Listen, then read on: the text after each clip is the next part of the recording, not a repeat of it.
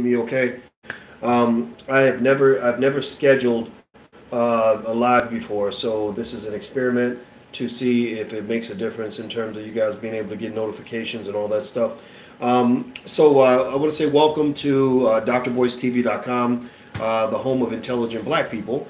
And I want to let you guys know what's going on. I finished up my Game of Thrones episode. I don't know if anybody else watched the premiere of Game of Thrones, but I was watching it tonight, and I had a thought. I had some stuff I wanted to talk about that was kind of inspiring me today. Because I'm always looking at what's happening in the black community and what we can do to do things better. And so let's see here. Cedric says not yet. Now, what does not yet mean? Does that mean you can't see me, you can't hear me? Or if you can see me and hear me, let me know that you can see me and hear me. Just say I can see you and I can hear you. Okay, what's up, Larry Hurt? How are you? Jerry Henderson, what's happening? Let me see. This is okay. This is acting funny, so I'm going to turn this machine off. All right, and let's see what else we got going on here. All right. Okay. Good. All right. So Pitts of the Berg. All right. T.J. Patterson, O'Shea Martin. That's all right. Perfect. Okay. So we're in, and we're good, and we're cooking with grease. All right. So what I want to do is crap. Hold on. I want to cover something that was on my mind, something that I saw in Forbes and a couple other places, and it has to do with Shaquille O'Neal. Shaquille O'Neal, the great basketball player, and basically Shaq. In case you guys don't know, Shaq is a huge mogul. He is really, on top of things. He is actually doing really well financially. Now culturally, he's he's kind of some of the stuff he does on TV. I can't say I agree with it, but I think that there's something that we can kind of learn in terms of how Shaq thinks about money and how he manages money. And I think that these are good stories to hear, that because they contrast with with what you're hearing in the media about black men, in terms of what black men do when they go play a sport or they go make some money. Elmi, yes, it is live, but even if it wasn't live, it's still the same conversation, same information, same commentary. So does it really matter if I'm live or not? No, it doesn't. It doesn't really matter. So anyway, so let's focus on things that matter. That's the one thing I think we got to do as black people. We got to focus on the stuff that matters. The stuff that don't matter, don't worry about that stuff. All right, so let me break this down for you. What I'm going to do is, first of all, thank you, Levante. Please hit the like button. Please hit the like button, share button, and subscribe button. That's really important to get the message out. I know a lot of notifications did not go out because I went live earlier today. And I think on YouTube, if you go live more than once in a day, they don't notify everybody. So it kind of is what it is. It doesn't bother me that much. I just put the videos up so you can come back and check it out whenever you want. But one thing I can tell you is if you go to drboystv.com, at any time of day, usually you're going to find new content and all kinds of stuff up there because I'm constantly communicating with the world and with the audience.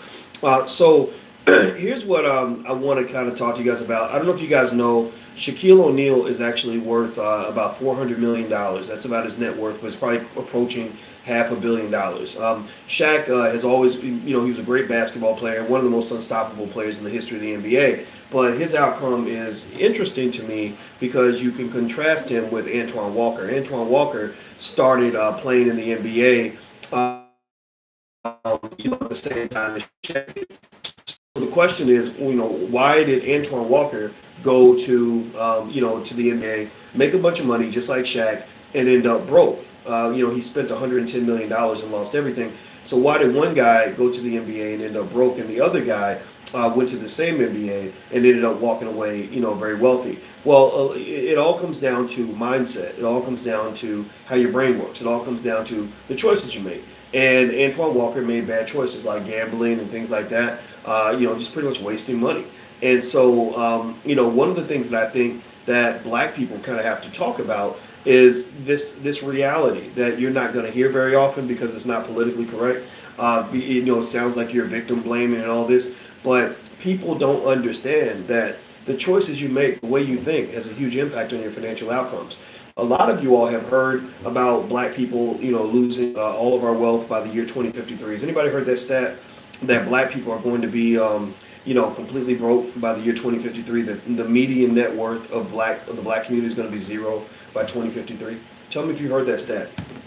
I'm sure a lot of you have heard it. Yeah, Stacey Doe says yes. Well, here's the thing about that stat. Well, the median represents the middle. If you have a group of people, the median person is the one who's right in the middle. So that means, so when they say the median net worth of the black community is going to be $0, that means that the person in the middle is going to be $0. But that does not mean that everybody's going to be zero or black wealth will be gone. It means half the community will be in the negative, half the community is going to be in the positive. Half the community is going to be in the red, the other half of the community is going to be in the black. I'm talking to the people that are going to be in the black. And one of the things I want you to really understand is that it's not a matter of luck or coincidence whether you end up in the black. You have a lot of people that are giving you a message that is a lie. They're giving you a message that is telling you that no matter what you do, no matter how you think, no matter how hard you try, you're just destined to end up broke, and that if you start off broke, you got to die broke. Well, I'm here to tell you, as a mathematician, as a financial scholar, as a person who's been teaching finance for 25 years, who understands finance very, very well, that is just not true.